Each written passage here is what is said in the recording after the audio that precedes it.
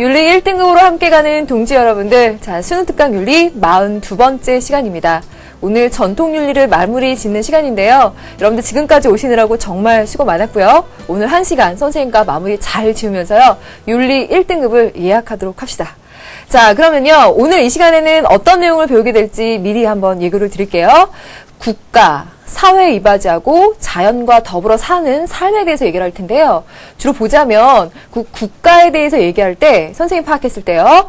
그 국가의 입장에서 백성들을 바라봤을 때 그리고 백성들의 입장에서 국가를 바라봤을 때 어떠한 시각들과 어떠한 자세를 요구하는지에 대해서 첫 번째 얘기를 하게 되고요. 그다음 두 번째 사회에 관해서는요. 그 사회를 살아가는 이상적인 인간상이나 이상적인 삶의 모습에 대해서 다루게 될 겁니다. 그리고 오늘의 마지막 주제인 그 자연을 아끼는 삶에 대해서는요. 굉장히 중요한 주제라고 볼 수 있으니까요. 그 첫 번째 주제부터 세 번째까지 하나도 놓치지 마시고 선생님과 함께 잘 챙겨두시기 바랍니다. 자, 그러면 지금부터 본격적인 얘기 정리 시작할게요. 자, 오늘 첫 번째 하려고 하는 얘기가요. 국가에 관한 얘기입니다. 그런데 국가에 관한 얘기를 생각을 해보니까 국가의 입장에서 백성들을 바라봤을 때 어떠한 시각으로 그들과 함께 하려고 했는지에 대해서 그 시각을 정리하는 것이 필요한데요. 여기의 핵심은 민주주의라고 할 수가 있어요.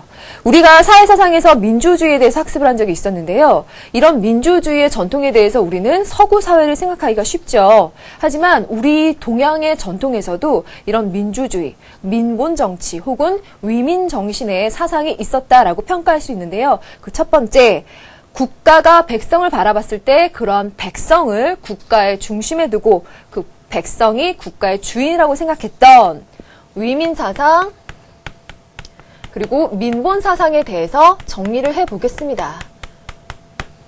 그러면 이러한 것들은 어디에 나타났을까? 대표적으로 유학사상에 나타난다라고 볼 수 있는데요.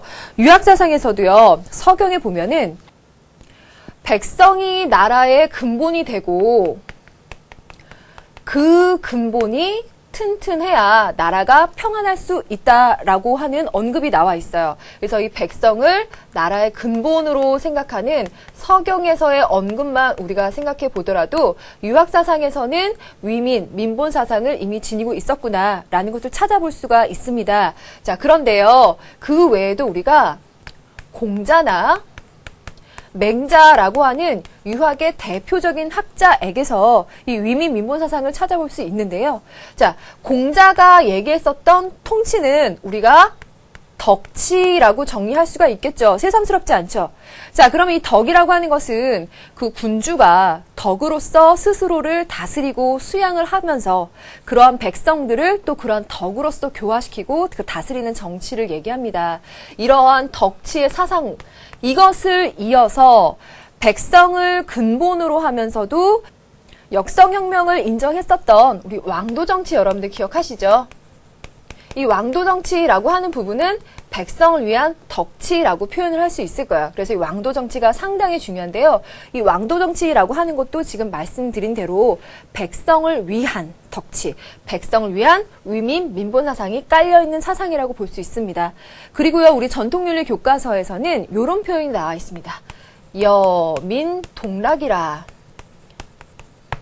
백성과 함께 즐거움을 나눈다. 그래서 왕이 통치하는 데 있어서 중요한 요건은 백성들과 함께 즐거움을 할 수 있는 것이라고 꼽고 있습니다.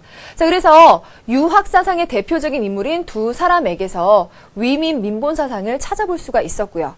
자, 그럼 또 다른 전통을 찾아보도록 하겠습니다. 자, 우리나라의 전통들 중에서요. 홍익인간의 정신, 그리고 정도전의 정신, 정도전이 언급했던 바, 그리고 보우의 정신, 그리고 동학에서 표명하는 바에 대해서 얘기를 해보면요. 널리 인간을 이롭게 한다. 그 인간, 모든 인간, 평등하게 모든 인간을 이롭게 하려고 그랬던 정신. 그리고 정도전이 생각했던 것은요. 국가는, 군주는 국가에 의존하고 그럼 그 국가는 누구에게 의존하느냐? 백성에게 의존해야 한다라고 말했어요. 그러면 가장 중요한 요체는 바로 백성이 되겠죠. 그리고 보우라는 인물이 얘기했던 것은 천즉인, 인즉천이라고 해서 인간을 존중하는 마음, 모든 인간을 존중하는 마음을 얘기하고 있습니다. 동양에서도 역시나 모든 인간을 존중하고 평등하게 생각하는 인내천 사상을 얘기했죠.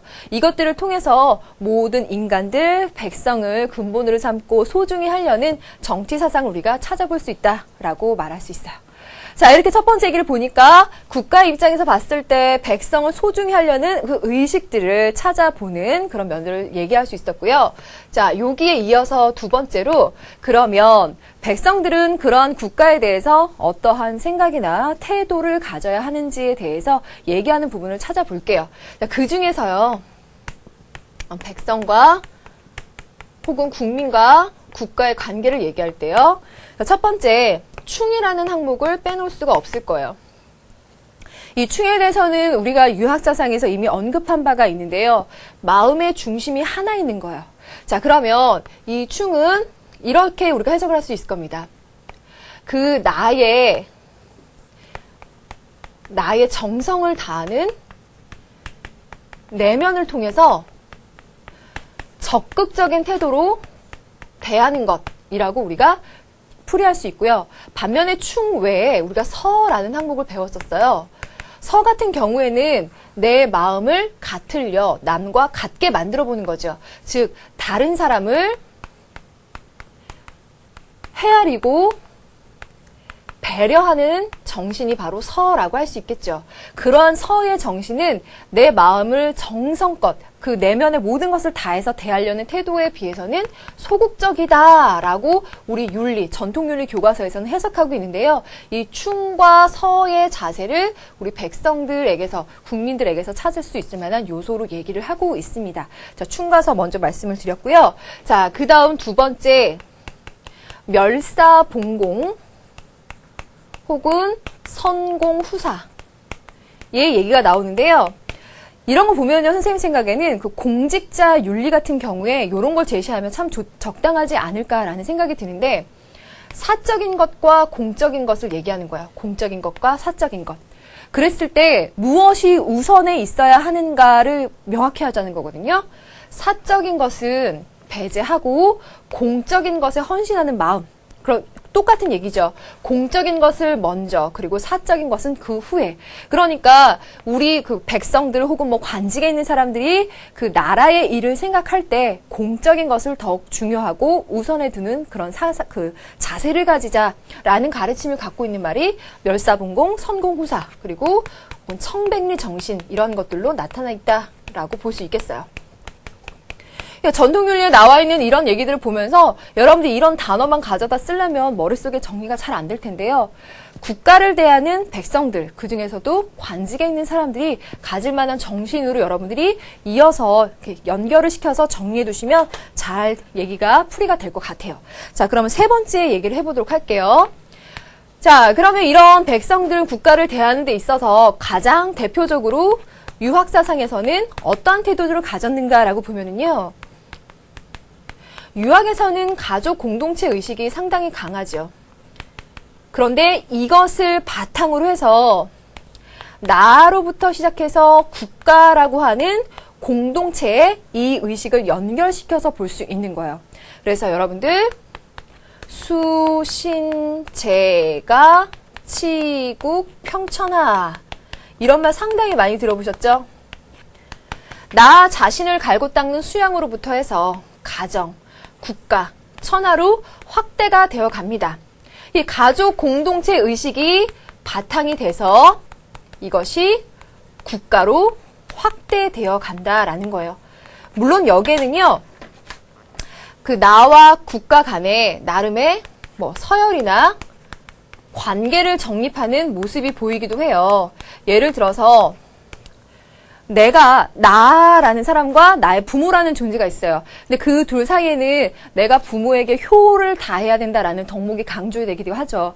만약에 그런 것을 국가에다 그대로 연결을 시킨다면 내가 그 국가에게 혹은 뭐 국왕에게 충을 다해야 된다. 그런 윤리 덕목으로도 확대되어 나가긴 하지만 우선 여러분들 유학의 덕목에서 알아볼 수 있는 것은 이러한 가족 공동체 의식을 바탕으로 국가에 확대시켰던 것, 그리고 그 밑바탕에는 나 자신에 대한 수양으로부터 시작해서 국가에 확대되어 나갔다라고 하고 있는 확대되어 나가는 그림을 여러분들이 생각해 보면서 정리해 보시면 좋을 것 같습니다.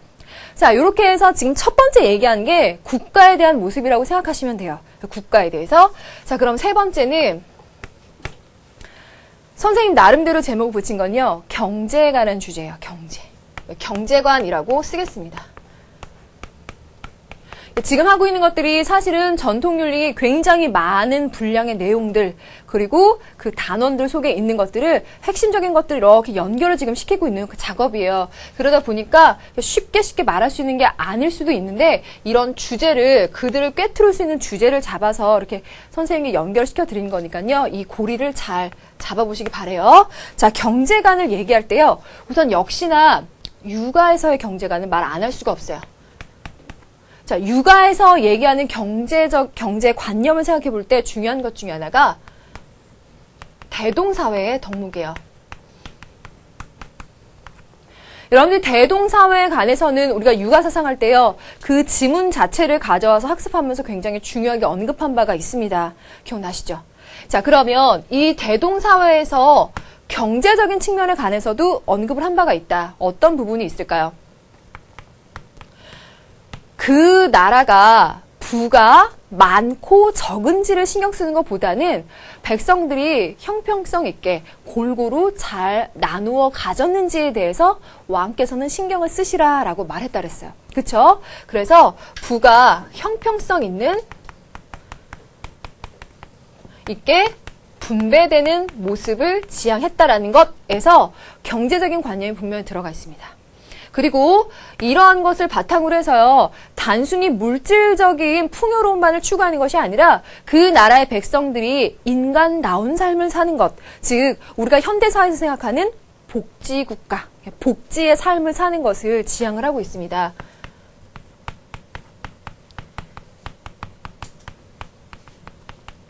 그럼 여러분들 우리가 해석을 해보자고요. 어떻게 볼 수 있을까요? 육아에서는 그 도덕성, 그리고 그 개인과 개인 사이, 그리고 개인과 국가 사이의 어떤 관계나 윤리를 강조하느라고 물질적인 거에 대해서는 아마 중요하게 언급하지 않을 거야 라고 오해하는 사람이 있을 수도 있어요. 하지만 육아에서도 분명히 물질적인 부분에 대해서 말을 안 할 수가 없습니다. 무조건 덮어두고 인정하지 않은 게 아니라 물질적인 요소가 필요하다. 그런데 그것은 왜? 백성들의 인간다운 삶을 보장해주기 위해서 또 이러한 대동사회가 궁극적으로 꿈꾸는 사회의 모습이 뭐죠? 도덕성이 구현되어 있는 사회죠. 그러니까 그런 백성들이 도덕성을 유지하면서 살 수 있는 사회를 만들기 위해서 물질적인 그 필요성을 인정하겠다라고 여러분들이 이해를 꼭 해두셔야 돼요. 자, 여기다 그래서 하나만 더 쓸게요. 도덕성의 구현을 위해서. 그럼 이 얘기는 다음에 얘기할 사람에게서 더 명확해져요. 맹자라는 사람이 있었어요. 맹자가 언급한 무항산이면 무항심이다 라고 얘기했던 부분 기억나세요? 항산이라고 하는 것은 일정한 생업이라고 여러분들이 해석하시면 된다고 했죠. 여기서의 항심은 도덕심, 도덕성을 생각하시면 돼요. 다시 말하면 일정한 생업이 없으면 도덕성을 유지하기 어렵습니다. 라고 맹자가 언급을 했어요. 만약에 다른 선비들이라면 일정한 생업이 없이도 도덕성을 유지하는 게 가능할지 모르겠으나 일반 백성들은 그러기 어려우니 왕께서는 그것을 신경 쓰시라라고 언급을 했습니다. 그럼 이 얘기를 통해서 우리가 알 수 있는 건 뭘까요? 아, 이 사람도 역시나 생업, 경제적인 기반에 대해서 분명히 그 중요성을 인정했습니다. 다만 그 경제적인 기반을 통해 물질적인 것이 추구하는 것이 목적이 된다라기보다는 그 근본적인 목적은 역시나 뭘까요? 똑같이 언급되는데요. 도덕성을 구현하고 백성들 도덕성을 유지하며 살 수 있는 삶을 마련하기 위한 기반으로서 경제적인 관념을 인정했다라고 여러분들이 알아두시면 되겠어요. 자, 그다음 두 번째, 우리나라의 실학 있죠. 여기서도 보면은 경세치용, 이용후생 이러한 항목들이 나옵니다. 그러면 이러한 것들이 기존의 성리학에 비해서 현실 개혁적인 시각을 갖고 있었긴 해요. 그래서 경제적인 측면, 경제적인 부흥을 얘기하고 있긴 하지만 이러한 실학적인 입장에서도 역시 그 물질적인 풍요 이것만을 추구한 것이 아니라 그 근간에는 모두가 다 도덕성과 경제적인 이익을 함께 추구하고자 하는 그 조화로운 관점을 갖고 있었다라고 봐야 되겠어요. 그래서 이러한 두 가지 관점을 보면서 여러분들이 시사점을 얻고 생각을 해볼 만한 점은 이런 거라고 보시면 돼요. 유학에서는 딱딱하고 고루한 유학에서는 경제적인 이익이나 실리 추구에 대해서 전혀 인정하지 않았다? 아니에요. 인정합니다. 경제적인 문제에 대해서 논의를 하긴 하되 이것은 경제적인 이익 자체가 목표가 되는 것이 아니라 도덕성을 유지하기 위한 경제적인 이익의 보장이 필요하다라는 그런 의미에서 이 부등호를 이해해 주셨으면 좋겠어요. 그리고 또 한 가지는요. 현대사회 보게 되면 우리 자본주의에서도 굉장히 언급을 중요하게 한 바가 있는데 자본주의 사회에서는 물질 만능주의다, 천민자본주의다라고 해서 물질적인 부만을 추구하느라고 오히려 거기에 인간성이나 도덕성이 소외되는 모습을 많이 보고 있죠. 현대사회에서 그러한 경제적인 발전을 추구하는 것 자체가 나쁜 것은 아니지만 그것이 분명히 도덕적인 방법, 그것과 함께 가는 그 고민을 해봐야 되겠다라는 점에서 시사점을 얻으라는 주제로 전통윤리에서 제시했구나라고 여러분들 알아두시면 좋을 것 같아요. 그래서 이렇게만 보면 딱딱해 보일지 모르고 이게 어떻게 시험 문제 나올지 모르겠다라고 생각하시는 분도 있을지 모르겠는데요. 이런 것들 여기서 한번 이런 말 한번 써볼까요? 여러분들 의주리종 견리사의라는 말 들어보셨죠? 들어보셨어야 돼요. 선생님이 앞부분에 육아사상 할 때 분명히 이 얘기를 한 적이 있어요. 이 부분을 보면 도덕성, 이익, 그리고 이익, 도덕성을 여러분들 생각을 하시면 되는데요. 의가 주가 되고 리는 그것을 따르는 것이 돼야 되고 이익을 볼 때는 그게 의로운 것인지 도덕적인 것인지 생각을 해보라는 거예요. 즉, 이 관계는 여기 앞에 아래로 잠깐 내려가 볼까요? 다시 이 관계를 성립시켜 주는 거거든요. 그래서 이러한 부분에 대한 견지와 더불어서요. 리라고 했을 때 지금 이렇게 유학에서 보는 리의 입장과 또 묵가에서 보는 리의 입장이 또 다를 수 있어요. 묵가에서는 어땠죠? 백성들이 그 이익을 함께 평등하게 나누는 것을 이상적으로 추구했었죠. 그렇죠? 그래서 그것이 의로운 것이다라고 생각을 했었고요. 그리고 겸해 교리라는 항목을 우리가 얘기한 바가 있습니다. 그런 측면에서 리라는 주제로 이러한 육아와 묵가에 또 상반되는 입장에 이렇게 문제로 만들어도 괜찮을 것 같아요. 그래서 이런 주제도 여러분들이 생각해 보시면 이게 그냥 하는 얘기가 아니라 실질적인 문제적인 요소가 될 수 있구나라는 게 좀 와닿으실 것 같아요. 자, 경제관에 대한 얘기까지 했습니다. 자, 그러면 네 번째 주제로 갈게요. 네 번째 주제는 무슨 얘기를 하려면요. 이제 사회생활에 대해서 얘기를 하려고 그래요. 그러면 여러분들이 이 사회생활에 대해서 얘기를 하는데 우리 전통윤리 교과에서는 대체 어떤 것을 두고 얘기를 할까라고 찾아보니까 주로 요 얘기를 하려는 것 같아요. 이 사회를 구성하고 있는 전통사회에서 사회를 구성하고 있었던 그런 구성원들 중에서요. 선비라고 일컫는 사람들 있죠. 이 사람들이 갖고 있는 그 특성적인 요소는 현대사회에서도 우리가 배워볼 만한 요소가 있거든요. 그래서 요거를 한번 얘기하려고 하는데요.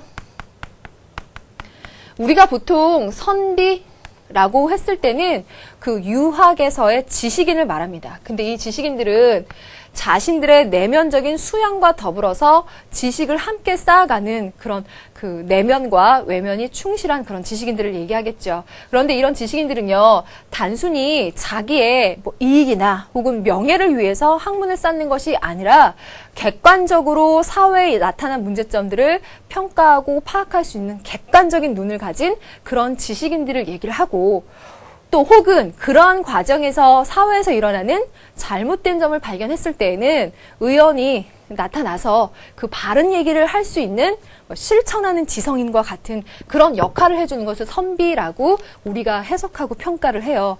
그런 점에서 보자면 우리 전통사회에 있었던 그런 선비, 그리고 선비의 모델이라고 하는 것은 현대사회에 와서도 굉장히 우리가 따라야 할 만한 그런 롤이 될 수 있지 않을까라는 의미에서 이 사회생활에서 제시를 하는 것 같아요. 그래서 가장 중요한 요지만 꼽아보면 이래요. 그 표현하는 말로는 양심적인 지식인이라 그러면 여러분들 와 닿죠. 내가 잘 되기 위해서 높은 자리에 올라가기 위해서 공부하는 지식인과는 또 다른 의미에서 양심적인 지식인이라는 얘기가 될 거고요. 그러면서도 적극적인 사회 참여자. 이 부분을 여러분들이 이해하시면 될 것 같고 이 선비 정신으로서 얘기하는 것을 우리가 절개와 의리를 합쳐서 절의라고 얘기를 하죠. 자, 이래서 선비 정신이라고 하는 것은 우리 현대 사회에서도 요구되는 이상적인 그 모델상이 되기 때문에 이렇게 제시되고 있다는 점을 이해하시고요. 자, 그 다음 두 번째. 사회생활에서 노동이라는 요소가 빼놓을 수 없는데요. 이 노동관에 대해서도 한번 정리해 보겠습니다. 노동관 얘기할 때요. 맹자와 순자를 한번 언급해 보려고 그래요. 맹자 같은 경우에는요. 노심과 노력이라고 하는 것을 분류를 했어요. 노심이라고 하는 거는 쉽게 말하면 정신노동이에요. 마음 심자를 쓰거든요. 마음이 힘든 일을 하는 사람, 정신노동을 하는 사람 얘기하고 노력은요. 힘을 쓰는 일, 그러니까 육체 노동을 하는 것을 얘기해요. 맹자가 이 두 가지를 정신노동과 육체노동을 하는 것을 분류해서 언급을 했다라고 하면 우리가 이거 어떻게 해석하면 좋을까라고 했을 때 이런 의도였을 거라는 거죠. 이것은요. 그 사회 생활이 원활하게 이루어지기 위한 직능적인 구분을 명확히 하기 위해서 언급한 의도일 것이다 라고 우리가 해석을 하면 되고요. 순자 같은 경우에는 그 덕성, 도덕성을 따져서 지위의 순서를 정하고 또 능력을 따져서 관직의 고하를 따져서 줘야 된다라고 얘기를 했어요. 그러면 이 얘기를 보자면 또 우리가 어떻게 해석을 해야 될까? 분명히 보니까 나라의 중요한 일을 갖고 있는 사람은요. 꼭 능력도 있어야 되고 도덕성도 있어야 된다는 거야. 그러니까 도덕적인 품성과 함께 그 직무에 대한 능력을 충분히 갖춘 사람에게 나라의 중요한 일을 주려고 했었던 그런 의도를 생각하면서 보니까 현대사회에서의 노동이라고 하는 것도 그 전통사에서는 나름의 직능적인 구분을 위한 구상도 했었고 또 그러한 일을 하는 데 있어서 도덕적인 면 그리고 그 일에 대한 실력과 능력 모두 다 중시했구나라는 것을 생각해 볼 만하다 이런 의도로 이해하시면 되겠는데요. 그런데 안타깝게도 우리나라에서는 뭐 이런 그 실제적인 의미가 잘 살려졌다기보다는 뭐 왕위가 세습되고 또 그 관직이나 혹은 어떤 일들에 대해서 여러 가지 구분들이 생기게 되고 거기에 대해서 개방적이지 않은 모습이 많이 보여졌었죠. 근데 그것이 원래 전통사회에서 그 전통의 윤리, 뭐 육아선생이 추구하는 원래적인 의도는 아니었을 것이다 라고 여러분들이 이런 얘기를 보면서 이해를 해두시면 좋을 것 같아요. 자, 그리고 세 번째. 사회생활을 하면서 아마 가장 중요한 게 공동체 정신일 거예요. 이 공동체 정신을 얘기할 때 우리는 어떤 항목을 말하면 좋을까라고 했을 때요. 요거 한번 생각해 보세요. 친기친의 정신을 바탕으로 해서 장기장의 정신으로 확대가 된다. 그럼 여기서 말하는 친기친이라고 하는 것은요. 혈육에 대한 사랑을 얘기해요. 나와 가장 가까운 사람에게 그 친을 표현하는 거예요. 그러니까 혈육에 대한 사랑을 얘기하는데요. 장기장이라고 했을 때는 공동체에서 가장 어른이 되는 사람에게 표하는 공경을 얘기해요. 자, 그러면 이런 혈육에 대한 사랑을 바탕으로 해서 내 공동체에 있는 어른에게 공경을 표하는 마음으로 확대가 되어 나가는 거. 그래서 육아사상에서 말하는 확대적인 사랑, 그런 점진적인 사랑의 의미와 통하고 있죠. 그런 것들을 생각하면서 가족에게서 사랑을 대하는 것과 같이 그럼 가족에게서만 머무르지 말고 사회와 공동체로 확대되어 나간다. 이렇게 이해하시면 되겠고요. 또 한 가지는 공동체 정신 얘기할 때 여러분들 아까 얘기했던 서의 정신 있죠? 한번 떠올려 보세요. 내 마음을 남에게 미루어서 헤아려 보고 배려하는 것 어때요? 이것은 공동체 정신을 더 북돋워 나가는데 굉장히 도움이 많이 되겠죠? 이러한 전통 윤리의 정신을 현대 사회에서도 이어나가보자 라는 의미로 기억하시면 될 것 같습니다. 그래서요, 우리가 전통윤리 마지막 단원에서 굉장히 많은 주제들이 나오는데 그 주제들 중에서 국가에 관한 주제, 그리고 사회에 관한 주제, 경제에 관한 주제를 추려서 말씀을 해봐 드렸어요. 그 주제라고 하는 것은 선생님 나름대로 지금까지 나왔었던 문제들을 분석해 봤을 때 이건 요런 주제로 잡아서 윤리와 사상과 전통 사상을 넘나들며 함께 엮어서 공부하면 좋겠구나 라고 해서 나름대로 그 주제를 표현을 한 겁니다. 그러니까 그런 의미에서 알아두시고 함께 보시면서 복습을 하시면 나중에 여러분들 그야말로 수능 만점을 위한 그 탄탄한 준비가 되실 거예요. 자, 그러면 오늘 주제가 하나가 더 남았죠? 그 남은 하나의 주제는 바로 자연을 아끼는 삶이에요. 자연과 더불어 사는 삶. 그럼 쉽게 말하면 자연관에 대한 주제를 얘기하려고 합니다. 자, 여기서의 포인트를 한번 말씀드리면요. 우리 전통사회에서 있었던 자연관, 그리고 서구 사회에서 만들어졌었던 자연관 두 가지를 여러분들이 다 뽑아서 비교를 해보시는 거예요. 비교를 해보시면서 여기에서 나타난 문제점들이 보일 거거든요. 거기에 대한 반성적인 시각으로 또 새로운 자연관이 서구에서 형성이 돼요.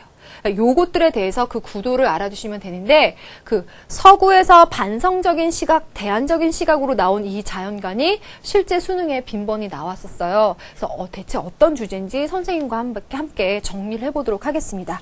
마지막 주제 5번이라고 쓰면 되겠죠? 자연관. 여러분들이 기억하시기로는 전통윤리 저번 시간에 자연에 대해서 분명히 한번 얘기를 한 적이 있는데 맞아요. 그것과 연결시켜서 조금 더 탄탄하게 정리를 해봅시다. 자, 첫 번째 얘기할 것은 동양사회에서의 자연관 한번 봐요. 우선 육아사상, 두 번째 불가사상, 도가사상. 여러분들 이거 무슨 객관식 답 맞추는 거 아니니까 여러분들이 배운 걸 바탕으로 해서 한번 이렇게 답을 해보세요. 육아사상에서 보는 자연의 모습은 어때요?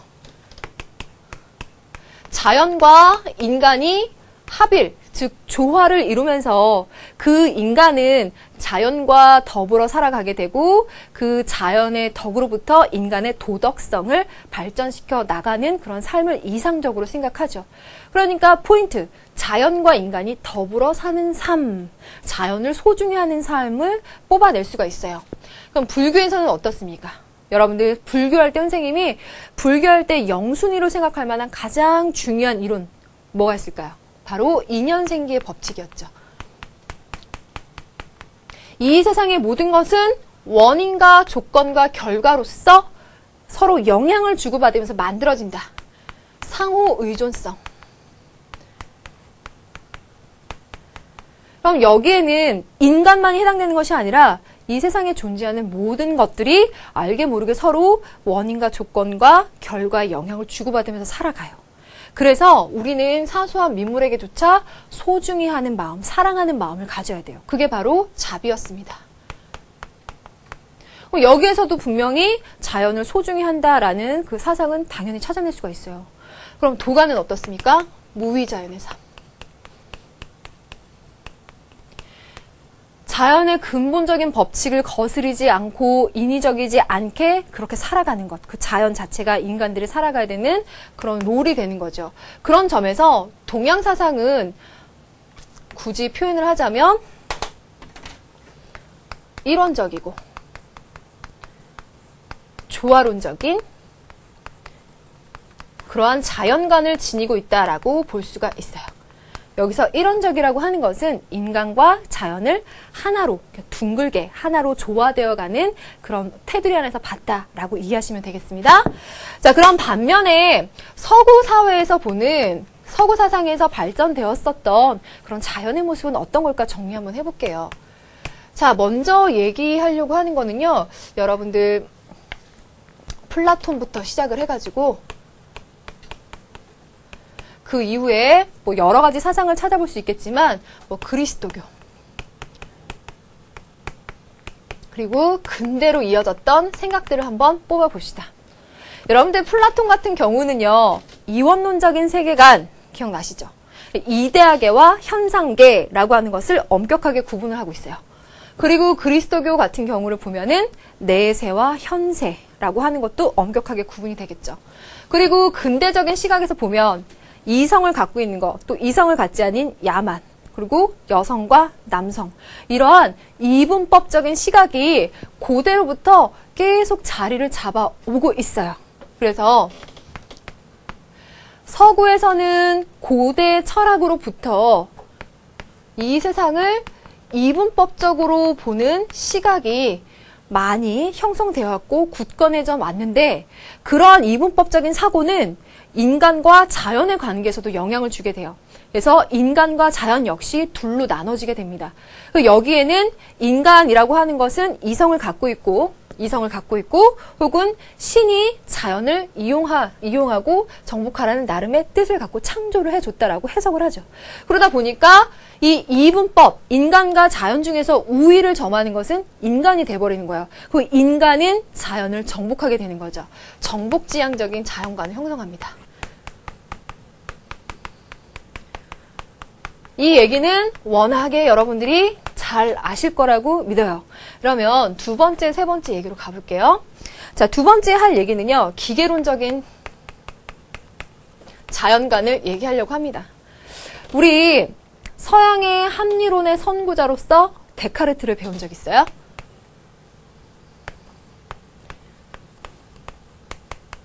그리고 우리 전통윤리 교과서에 라 메트리라는 사람이 나옵니다. 라 메트리라는 사람이 나오고, 데카르트라는 사람이 먼저 무슨 얘기를 해서 영향을 받았는지 얘기할 때요, 데카르트 같은 경우에 이 얘기를 합니다. 동물기계론. 그리고 라 메트리는요, 거기에 영향을 받아서 인간기계론이라는 주장을 합니다. 각각 설명을 해보면요, 동물기계론이라고 하는 것은 동물은 하느님이 창조한 기계에 불과하다라는 주장인데요.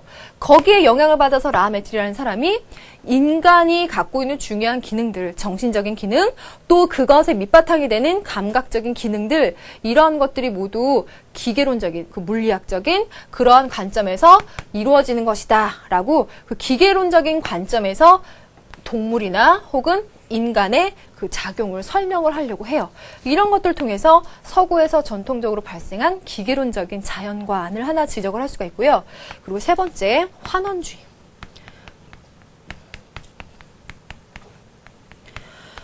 환원주의는 뭘 말하냐면요, 우리 인간들을 비롯한 생명체에 일어나는 여러 가지 작용들이나 기능들이 있을 거예요. 그러한 복잡하고 상당히 그 세부적인 내용들을 다 어떻게 환원해서 설명하냐면, 물리학적인 원리로 환원해서 설명해 나간다는 거예요. 그래서 인과관계가 뚜렷한 법칙으로 모든 생명 형상을 다 일반화시켜서 설명을 해버린다는 거예요. 그러면 이런 것이 어떤 문제를 가지고 왔느냐라고 봤을 때 이런 평가를 합니다. 여기에서는요, 이성을 통해 재구성한 자연,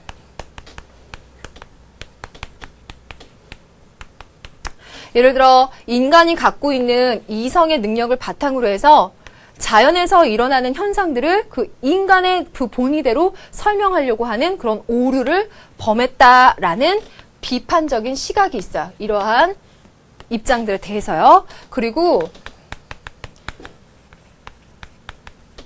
화이트헤드라는 학자가 있는데요. 뭐 이것이 직접적으로 언급되지는 않았어도 여러분들이 참고 삼아 알아두시면은요. 잘못 놓여진 구체성의 오류 이런 표현을 씁니다. 그럼 이런 것들은 어떤 의미에서 이러한 시각에 대한 비판적인 의견을 내놓는 것일까라고 보면 이래요. 자, 인간들이 갖고 있는 이성이나 혹은 과학적인 지식을 바탕으로 해서요. 어때요? 자연현상에 대해서 일반화시키고 보편화시켜서 설명을 하죠. 그렇게 추상화시키거나 일반화, 보편화시킨 그 과학적인 혹은 이성에 의한 그런 이론들의 그 모든 그 자연현상들, 생명현상들을 갖다가 넣어서 설명을 하게 되죠. 그래서 인간들이 직접 체험한 그런 경험들이나 그런 요소들보다는 오히려 일반화시킨 이론에 모든 것을 갖다 넣어 설명함으로써 오히려 그 이론 자체가 진리인 양 생각하게 되는 오류다라고 비판을 하는 겁니다. 자, 지금 이분법적인 자연관, 정복지향적인 자연관 혹은 기계론적인 자연관, 환원주의라는 것을 보면 인간이 갖고 있는 이성, 과학성을 바탕으로 해서 자연현상을 설명하려고 했을 때 나타난 오류들에 대한 비판적인 시각에 대해서 말씀을 드렸어요. 자, 그러면 이 외에도 본격적으로 동양에서 갖고 있는 그러한 이론론적인 자연관과는 달리 이분법적이고 정복지향적인 서구의 자연관을 바탕으로 해서 현대사회 환경 문제 등의 갖가지 문제가 발생을 했어요. 거기에 대한 비판적인 시각이 있었는데 좀 더 본격적으로 이러한 서구의 자연관에 대한 그 반성적인 시각으로 대안의 그런 시각으로 나온 자연관이라고 할 수 있는 것이 있어요. 바로 두 가지인데요. 상당히 중요했었죠. 이거 한번 정리해 보도록 하겠습니다. 반성적인 시각, 반성이라고 쓸게요. 자, 그 첫 번째와 두 번째. 첫 번째 얘기할 사람은요, 카프라 혹은 케프라라고 하는데 이 사람이 얘기하고 있는 이론 하나고요. 두 번째는 러브로. 선생님이 이 사람들 찾아보니까 캘리포니아 대학의 교수예요. 물리학자거든요. 그리고 이 사람도 뭐 물리학, 뭐 대기과학, 뭐 대기지구학 이런 것들을 연구한 과학자들이더라고요. 그러니 과학자들이 왜 윤리교과서에 나왔을까? 이런 얘기를 했어요. 케플러 같은 경우는 신과학운동이라는 것을 얘기합니다. 그럼 신과학운동이라고 하는 건 뭘까? 이 사람은요, 지금 얘기한 것처럼 그 현대 서구의 과학자죠. 그 과학을요, 동양 사상과 접목시켜서 생각을 하는 거예요, 이 사람요. 그래서 어떠한 시각을 갖게 되냐면 이 세상이라고 하는 것은요, 서로 상호 의존적인 관계의 그물망이다 라고 이 세계를 해석해요. 그런데 봐요. 상호 의존적이고 관계 그물망이다 라고 하는 것은 어때? 상호 의존이라고 하는 건 상당히 불교적인 냄새가 많이 나죠. 그리고 관계 그물망이라는 얘기가 나왔는데 우리 전통윤리 교과서에 보면 인타라망이라는 게 나와요. 참고적으로 한번 들어보세요. 인도의 제석천이라는 신이 그물을 사용하는데요. 그 그물은 반짝반짝 빛이 난대요. 왜 빛이 나냐면 그물 코마다 보석이 달려있어서 그래요. 그 보석들은 자기 혼자 빛이 나기보다는 자기가 빛을 내고 그 빛에 반사돼서 다른 보석들이 또 빛을 내는 거예요. 그러니까 서로의 빛에 반사돼서 반짝반짝 빛이 난다는 거예요. 그 반짝반짝 빛이 나는 그물망, 서로 빛을 주고받죠. 그래서 그 불교적인 시각에서 보는 것과 같이 상호 의존적인 관계의 그물망이 바로 이 세계가 돌아가는 모습이다라고 물리학자가 해석을 한 거예요. 그래서 그 물리학자가 갖고 있는 것은 현대 과학에다가 동양 사상을 접목시켜서 신과학운동을 얘기했다는 거죠. 그럼 러브록이라는 이 학자는 뭘 얘기했느냐? 가이아 이론을 얘기했어요. 이 가이아 이론은 그 그리스 신화 신통기에 나오는 신들의 계보 중에서요. 가이아라는 대지의 여신을 얘기해요. 이 대지의 여신은 하늘, 산, 바다를 낳게 한 여신이에요. 그래서 이 사람이 생각했을 때 이 세계라고 하는 것은요. 나름대로 자기 자신을 그 유지하고 조절할 수 있는 유기체적인 존재, 그런 시스템을 갖고 있다라고 봐요. 이 자연이요. 그래서 뭐 예를 들어서 아마존강 유역에 있는 그것을 우리 지구에, 뭐 이 세계, 뭐 허파라고 생각하고, 그리고 뭐 바다나 강이나 이런 것들을 뭐 우리 뭐 인체에 해당된다면 뭐 피와 같은 그런 것으로 해석을 하면서 자연이라고 하는 존재도 단순히 과학적으로 환원시켜서 딱 잘라서 인과관계를 그렇게 기계적으로 설명하는 것이 아니라 그 나름대로 자기의 생을 유지시켜 나가고 조절시켜 나가는 나름의 시스템이 있는 그런 유기체다라는 관점을 이 사람이 가이아 이론을 통해서 얘기를 했다는 거예요. 자, 그러면 이 사람들의 말을 들으면서 우리가 기존의 서구의 이성 중시 혹은 과학 중시의 그 사고관을 바탕으로 해서 나타났던 이론들에 비해서 어떠한 다른 점을 찾아낼 수가 있냐면요. 기존에는 당연히 이성을 갖고 있는 혹은 과학적 지식을 갖고 있는 인간이 중심이 되는 자연관, 또 혹은 이분법적이고 기계론적인 자연관을 나타냈었는데 이것을 반성하고 그 대안적인 시각으로서 무엇을 얘기했느냐? 모든 만물이 평등하다.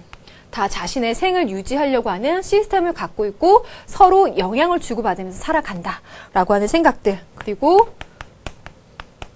그런 의미에서 모든 것이 함께 살아간다라는 의식, 그리고요 생태학적인 사유를 중시하는 의식의 전환을 가져왔다라고 볼 수 있겠습니다. 여러분들 보면 이 케프라의 그 신과학 운동에 관한 이론, 그리고 러브록의 가이아 이론, 이런 것들은 여러분들 기출문제나 이런 거 통해서 많이 풀어봤을 거예요.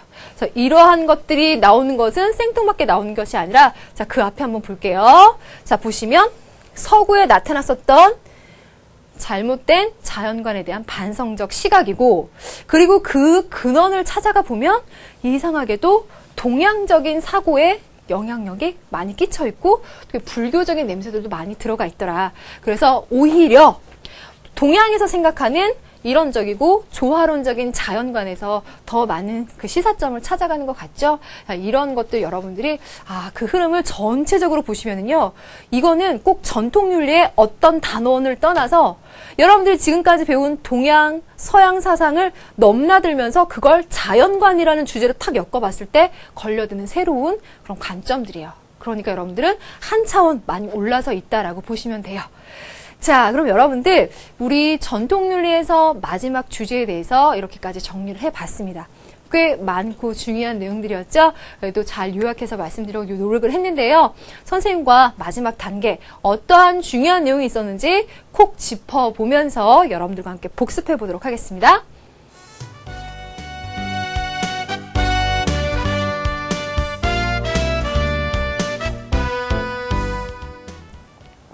자, 오늘 배운 내용을요, 주제로만 보자면 이렇게 3개예요.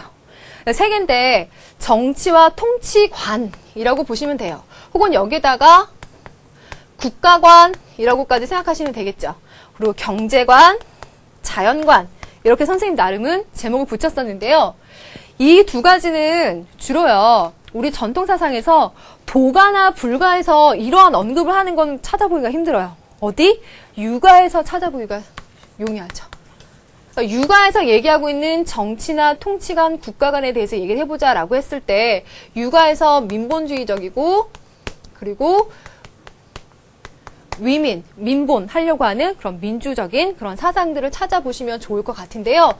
물론 여기에는 통치라는 것을 비교해 봤을 때 도가에서 얘기하는 무위지치라고 하는 것은 육아사상가들이 아무리 위민민본을 강조하더라도 그들이 얘기하는 덕치라고 하는 것이 덕으로서 사람들을 교화시킨다고 하는 것이 도가사상들이 추구하는 무위의 이상향에 비한다면 인위적인 면이 보일 수도 있다는 점에서 어느 정도는 대립되는 구도에서 문제가 만들어질 수도 있어요. 그래서 육아사상의 정치, 통치, 국가관을 바탕으로 해서 여러분들 도가사상과 한번 대립적인 구도에서 생각해보는 문제 한번 구상을 해보시고요. 그 다음에 경제관은 어때요? 육아에서의 경제관을 얘기할 때는 여러분들 이 말을 생각하시는 것이 가장 좋아요. 의지의존과 견리 사이. 그 특히 구체적으로 나올 수 있을 만한 건 오늘 학습했던 대동사회와 맹자의 무항산이면 무항심이다. 항산과 항심의 관계. 그래서 여기에서 결론을 구하자면 뭐였었죠? 경제적인 이익을 추구하되 이것은 도덕을 지키기 위한 수단이 되는 거였어요. 이걸 생각해 보시고요. 자, 이 자연관에서는 동양의 전통적인 자연관, 그리고 서구에서 나타난 자연관. 그런데 이 서구에서 나타난 자연관에 대한 새로운 대안이 나타났었죠. 그 대안이 케플라의 이론과 러브록의 이론이었습니다. 기출이 된 바 있었던 중요한 이론인데 이런 것들의 뿌리를 찾아가면 오히려 동양적인 사고가 많이 보인다라는 것을 여러분들이 복습해 보시면 될 것 같아요. 자, 잊지 마시고 꼭 체크해 보세요. 자, 그러면 이론 정리하시느라고 수고 많았고요. 오늘 우리 교재 문제 3문제 풀어보면서 이론들을 확인해 보도록 하겠습니다. 자, 첫 번째 문제 보도록 할까요? 181쪽에 3번 보겠습니다. 같은 마을의 땅을 공동으로 경작하면 오고 가면 서로 친해질 것이며 함께 도덕을 지키고 병이 났을 때 서로 도우면 백성들이 서로 화목하게 될 것입니다. 사방으로 심리에 우물 정자를 지어 그어서 농토를 나누는데 정전법을 얘기하겠네요. 그 규모는 901항입니다. 우물 정자의 가운데 해당되는 부분은 공동으로 경작을 하는 거예요. 그래서 그 나머지는 나누어 갖는 거죠.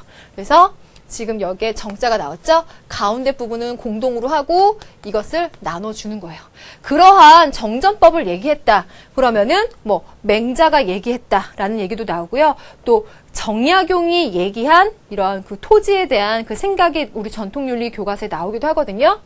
그러면 이 유학사상에서 얘기하는 경제관으로 가장 적절한 것을 물어보고 있어요. 1번 선지부터 볼까요? 빈곤은 국가가 나서서 해결할 수 없는 개인적 문제냐?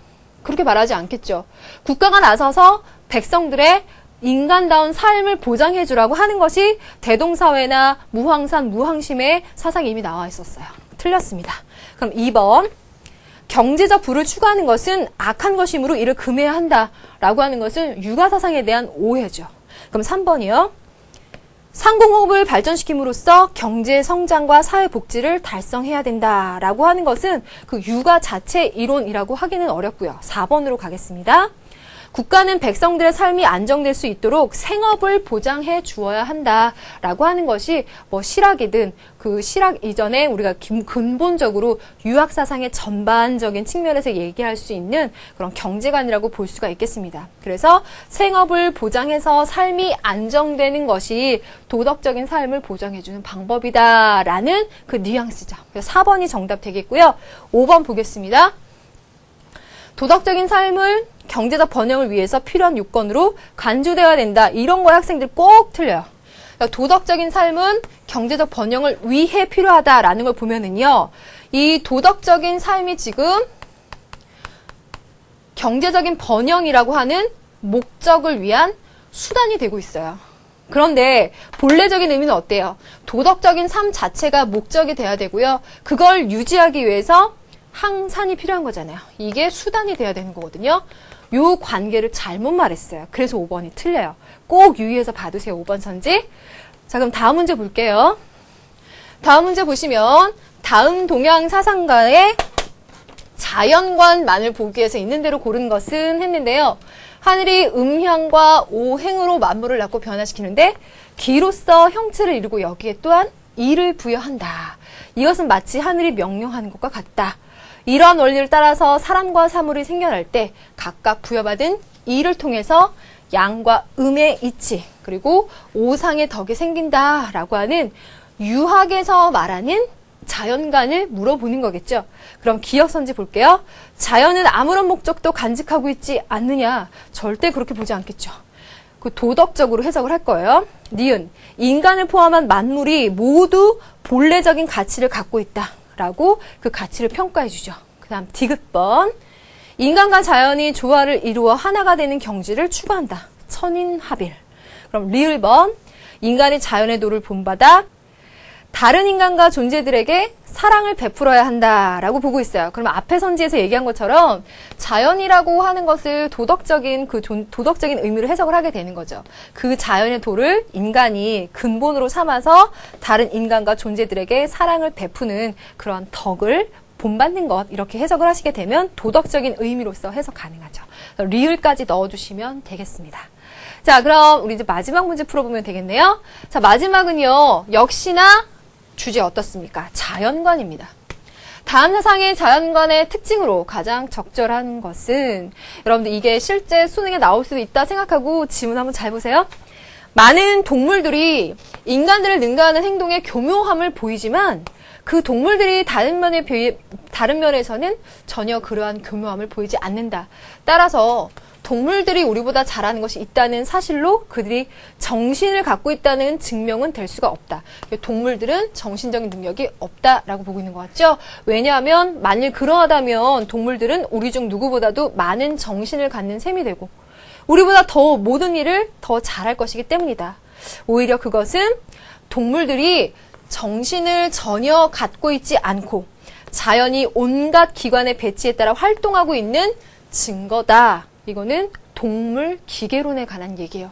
그래서 흡사, 시계가 톱니바퀴와 태연만으로 조립되어 있는데도 불구하고 우리들이 지혜를 다 동원해도 따르지 못할 정확성으로 시간을 셈하고 시간을 재는 일을 할 수 있는 것과 같다.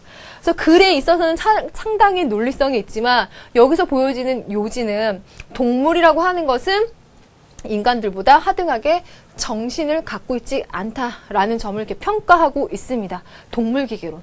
데카르트의 입장이죠. 그러면 그러한 자연관의 특징으로 가장 적절한 게 뭐냐를 물어보고 있는데 선지로 가볼까요? 자연을 아무런 질서나 법칙이 없는 혼돈의 상태로 간주하고 있는 것은 아니에요. 인간을 자연의 일부로 강조하고 인간과 자연의 조화를 강조하는 동양 전통적인 사고관도 역시 아니죠. 인간과 자연의 세계를 완전히 분리해서 별개의 것으로 보고 있는 이분법적인 자연관이 오히려 맞는 해석이겠네요. 4번, 인간은 동물과 마찬가지로 정교한 기계에 불과하다는 인식을 심어주었다. 조심해야 되겠죠. 데카르트는 동물기계론을 얘기했지만 인간이 기계다라고 하는 인간기계론을 한 것은 라메트리였어요. 5번, 자연을 신으로 인식하여 인간들로 하여금 자연의 질서에 따르도록 요구하였다. 자연이 신이다라고 얘기하는 것은 스토아파에서 나오는 얘기라고 볼 수가 있겠죠. 자, 그러면 정답이 3번이라는 거 알 수가 있겠는데요. 이런 서구 중심적인 자연관에 대해서 문제점을 찾아볼 수 있을 만한 그런 얘기였어요. 거기에다가 여러분들 케플라나 러브록의 그 이론까지 더 하셔서 한번 복습을 해보시면 좋을 것 같습니다. 자, 여러분들 그러면 우리 이제 전통윤리 3시간까지 마무리를 지었습니다. 윤리와 사상의 모든 이론들, 전통윤리 이론들 잘 마무리 짓고 우리 교재에 관한 것들 다 공부를 했는데요. 우리 심화 강의에서도 더 단단하게 다질 수 있도록 하고요. 선생님이 그 강의에서 기다리고 있도록 하겠습니다. 여러분들 수고 많았고요. 그 강의에서 뵙도록 하죠. 감사합니다.